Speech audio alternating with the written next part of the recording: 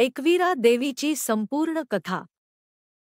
प्राचीन महाराष्ट्रातील एका लहानशा गावात काशीनाथ नावाच्या गरीब शेतकऱ्याची कथा सुरू होते. त्याच्या हृदयात देवी एकवीराविषयी असीम भक्ती होती. जरी आर्थिक परिस्थिती विपरीत असली तरी दररोज त्याच्या कळकळीच्या प्रार्थनामध्ये एक आगळीवेगळी चमक होती.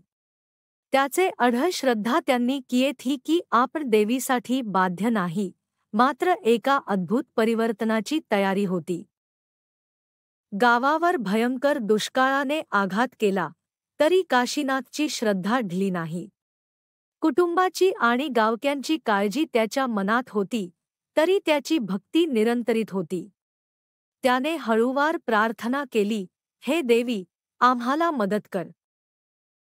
त्या रात्री एकवीरा देवीने त्याला स्वप्नात दर्शन दिलं. देवीच्या तेजस्वी रूपाने काशीनाथ ठाम झाला. देवीने सांगितले, उद्या सकाळी पर्वताच्या पायथ्याशी जा, तिथे अद्भुत ठिकाण सापडेल. या संदेशाने काशीनाथने गावाच्या संकटातून सुटकाकरिता त्याच्या प्रवासाची तयारी केली. संकटातून मुक्ती. दुसऱ्या दिवशी पहाटेच काशीनाथ पर्वताच्या पायथ्याशी पोहोचला. देवीच्या मार्गदर्शनानुसार त्याने ते ठिकाण शोधले. एका झाडाखाली त्याला मऊ मातीचा एक भाग दिसला, जिथे कोणीही खणलं नव्हतं. त्याने तिथे खणायला सुरुवात केली.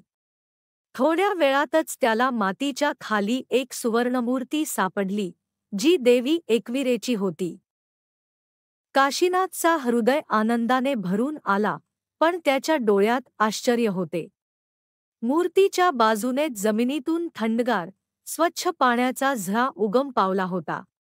त्याने ही आनंदाची बातमी लगेच गावक्यांपर्यंत पोहोचवली. गावक्यांनी झ्याजवळ जाऊन पाणी भरलं आणि आपली तहान भागवली. शेतीला पाणी मिळाल्याने दुष्काळाचं संकट तात्काळ दूर झालं. एकत्र येऊन गावक्यांनी एक अद्भुत मंदिर बांधले, जिथे देवी एकवीरेची सुवर्णमूर्ती स्थापित केली. तिच्या चमत्काराचा आदर करीत त्यांनी तिच्या नव्या रूपास प्रणाम केला. ही कथा आपल्याला श्रद्धा आणि भक्तीचं महत्त्व शिकवते.